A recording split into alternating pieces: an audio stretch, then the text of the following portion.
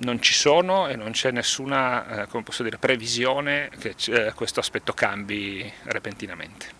Niente soldi per la cabinovia Mare Carso di Trieste, nessuna previsione di spesa da parte del Ministero delle Infrastrutture e dei Trasporti, parole del capogruppo del Movimento 5 Stelle in Senato Stefano Patuanelli. All'indomani della notizia della sentenza del TAR, che aveva accolto 2 dei 4 ricorsi presentati dai comitati Nuovo Via, ordinando alla Regione di riavviare il procedimento per quanto concerne le concessioni rilasciate per realizzare l'opera, spunta un nuovo ostacolo sul percorso.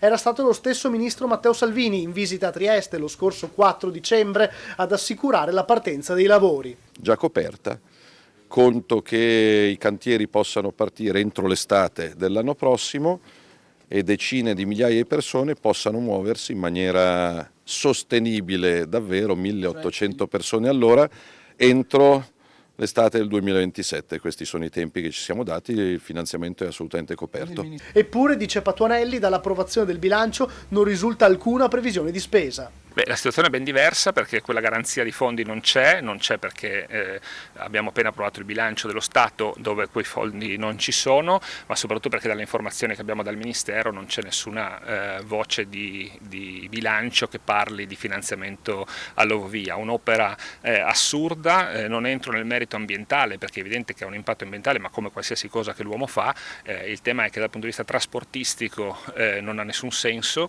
e che non ha nessun tipo di sostenibilità economica, sarebbe un salasso annuale per le casse del comune.